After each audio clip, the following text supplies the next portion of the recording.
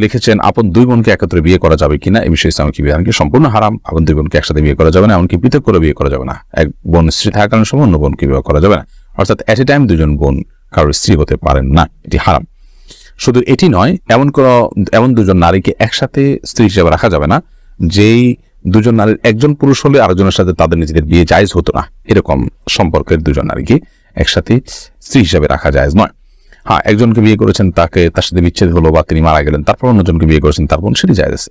লাইলা নূর কদর এআইডি থেকে লিখেছেন স্বামী সিগারেট খেলে ওয়াইফের করণীয় কি, ওয়াইফ তাকে বোঝাবেন, যথাসম্ভব নিজে না পারলে অন্য কাউকে দিয়ে বোঝাবেন, আল্লাহর কাছে দোয়া করবেন, তারপর তিনি যদি ফিরে না আসেন একান্ত তার গুনাহ হবে, ওয়াইফ অন্তত দায়মুক্ত হয়। বিতরের নামাজ কি কি সূরা দিয়ে পড়তে হয়?